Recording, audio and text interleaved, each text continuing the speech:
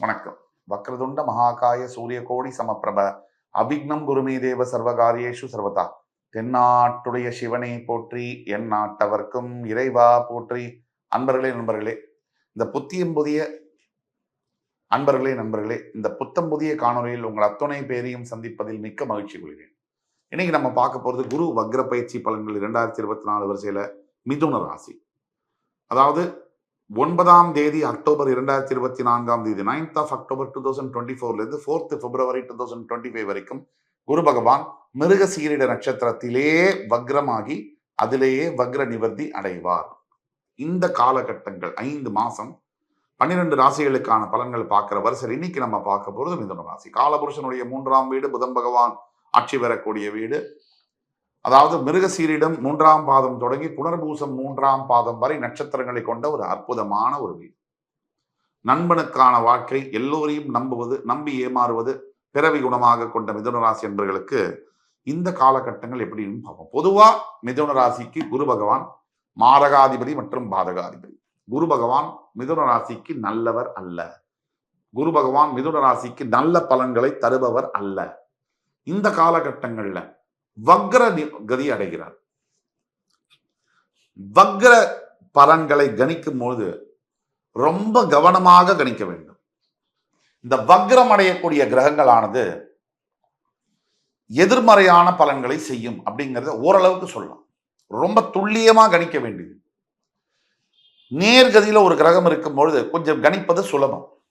வக்ர கதி அடையும் பொழுது அந்த வக்ரகதி, அந்த கிரகம் எந்த ஸ்தானத்தில் இருக்கின்றதோ அந்த ஸ்தானமான பொதுவெல்லாம் அந்த கிரகம் உங்கள் ராசிக்கு வேண்டப்பட்ட கிரகமா வேண்டாத கிரகமா, மறுபடி அந்த கிரகமானது உங்கள் ராசிக்கு என்ன செய்வார் நேர்கதியில் இருக்கும் பொழுது, வக்ரகதி அடைந்தால் என்ன செய்ய முடியும், எந்த நட்சத்திர பாதத்தில் இருக்கிறது என்பதெல்லாம் வைத்துதான் கிரகங்களை ஓரளவிற்கு துல்லியமாக. இதற்கும் மேல நிறைய ஸ்டெப்ஸ் இருக்கு.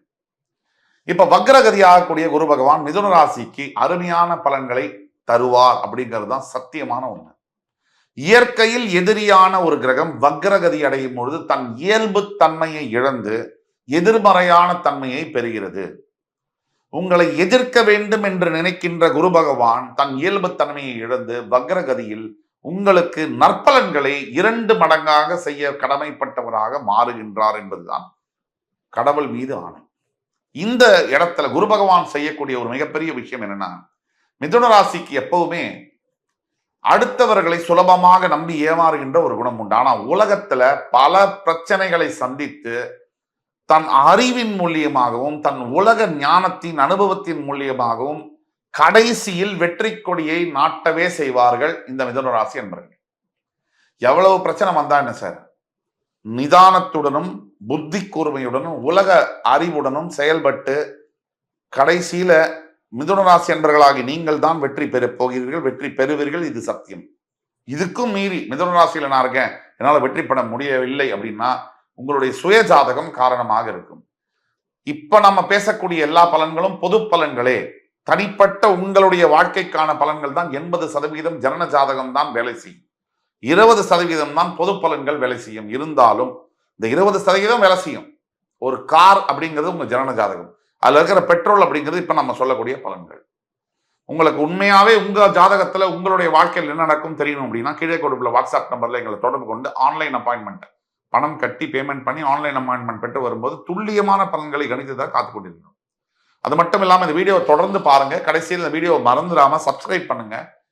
சப்ஸ்கிரைப் பண்ணாதான் எங்களுக்கு அடுத்து மறுபடி இன்னும் உற்சாகமான அருமையான தலைப்புகள், மிதுன ராசியை பற்றி அற்புதமான தலைப்புகள், உங்கள் வாழ்க்கையை நல்ல விதத்தில் எடுத்து போகக்கூடிய, நல்ல இடத்திற்கு உங்களோட வாழ்க்கையை நகர்த்தக்கூடிய விதத்தில் சில அற்புதமான சஜஷன்ஸை கொடுக்க முடியும்.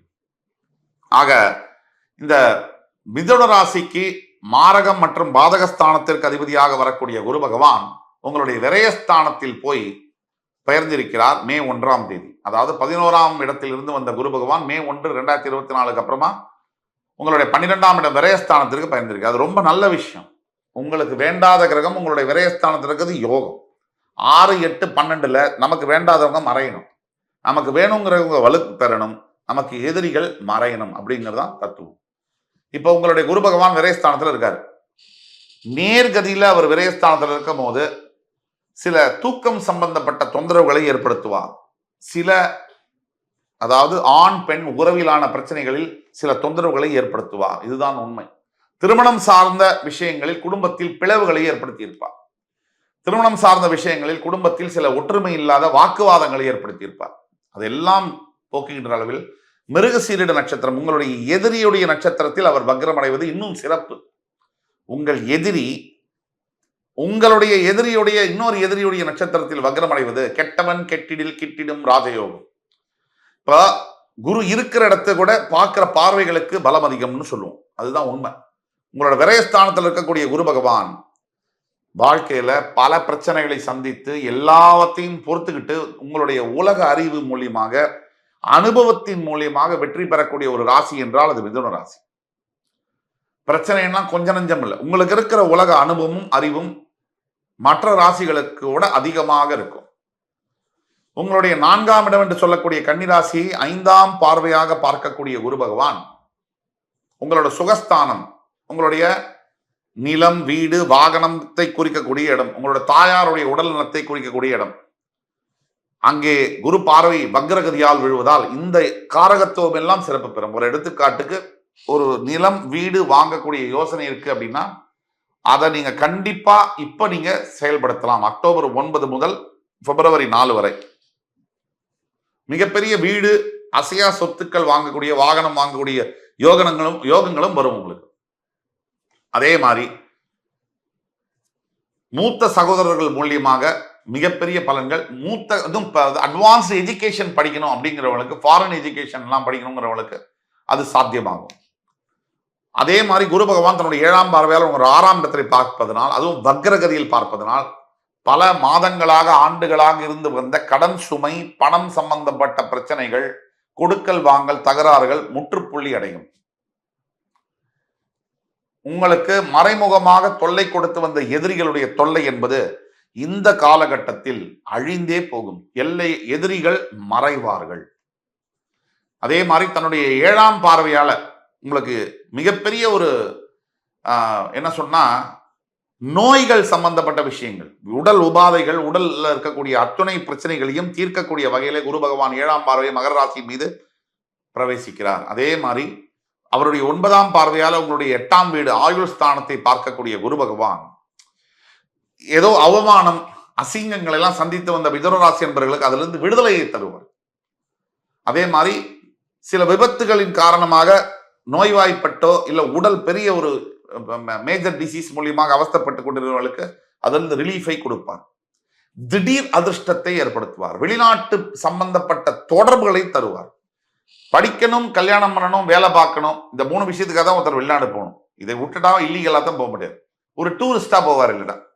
ஸோ இந்த மாதிரி வெளிநாட்டில் செட்டில் ஆக வேண்டும் என்று நினைக்கக்கூடிய லட்சோப லட்ச மிதுன ராசி என்பவர்களுக்கு இந்த குரு வக்ர பயிற்சியானது அதை சாத்தியமாக்கும். ஃபாரின்ல போய் செட்டில் ஆகிறதுங்கிறது ஈஸி இல்லை. ஃபாரின் லைஃப், ஃபாரின் எஜுகேஷன், ஃபாரின்ல மேரேஜ் ஆகி ஃபாரின்ல ஒரு வேலை பார்க்கறதுங்கிறது அவ்வளோ ஈஸி இல்லை. டோட்டலா நம்ம நாட்டுக்கும் அந்த நாட்டுக்குள்ள சிஸ்டம் வேற, விசா ப்ரொசீஜர், அதுவும் இந்தியன்ஸுக்கு அதை கிடைக்கக்கூடிய சாத்தியக்கூறுகள் ரொம்ப டஃப். அப்படிப்பட்ட விஷயங்களை சாத்தியப்படுத்துவார் குரு பகவான். இந்த அக்டோபர் 9க்குள்ள பிப்ரவரி 4க்குள்ள நீங்க ட்ரை பண்ணீங்கன்னா மிதுன ராசி என்பவர்களுக்கு யாராவது ஃபாரின்ல படிக்கணும், வேலை பார்க்கணும், கல்யாணம் பண்ணி செட்டில் ஆகணும்னு நினைச்சீங்கன்னா இந்த காலகட்டங்கள் 5 மாச காலகட்டங்கள் உங்களுக்கு ஒரு வரப்பிரசாதமாக வருகிறது என்றால் அது மிக எளிது. ஆக நம்ம செய்ய வேண்டிய தீர்வுகள் என்னன்னு பார்த்தா, முதல்ல நம்ம சொன்னோம் குரு பகவானுடைய காயத்ரி மந்திரம் மிக மிக அவசியமானது. அத்துணை ராசிக்காரர்களுக்கும் குரு பகவானுடைய காயத்ரி மந்திரம் என்பது மினிமம் ஒரு 21 முறையிலிருந்து 101 முறை வரைக்கும் அவரவர் வசதிக்கேற்ப சொல்ல வேண்டும். 2ஆம் விஷயம் என்னன்னா, உங்களுக்கு பாடம் சொல்லி கொடுத்த குருமார்களை நீங்கள் சந்தித்து அவங்களுக்கு ஏதாவது உதவி தேவைன்னா அதை செய்யும் பொழுது மிகப்பெரிய நல்ல பலன்கள் வரும். சாதாரணம் இல்லை, மிகப்பெரிய புண்ணியம் அது. அதே மாதிரி 3வது விஷயம் என்னன்னா, உங்களுக்கு அருகாமையில் இருக்கக்கூடிய நவகிரக ஸ்தலத்தில் உணவு தானமாக கொடுப்பது, உடைகள் தானமாக கொடுப்பது, எஸ்பெஷலி மஞ்சள் வஸ்திரங்களை தானமாக கொடுப்பது போன்ற விஷயங்களை நீங்கள் செய்யும் பொழுது வாழ்க்கையில் மாறா புகழும் தீரா செல்வமும் பெற்று அனைத்து யோகங்களையும் பெற்று விளங்குவதற்கு உங்களுக்கு குரு பகவான் வழி செய்வார். என் உயிரினும் மேலான மிதுன ராசி என்பர்களே, அடுத்து வரும் காணொலியில் மறுபடி இதைவிட அற்புதமான தகவல்களுடன் ரொம்ப அருகான தலைப்புடனும் உங்களை மறுபடி வந்து சந்திக்கும் வரை உங்களிடமிருந்து விடைபெறுவது உங்கள் சுபாஷ் பாலகிருஷ்ணன். நன்றி, வணக்கம், வாழ்க வளமுடன்.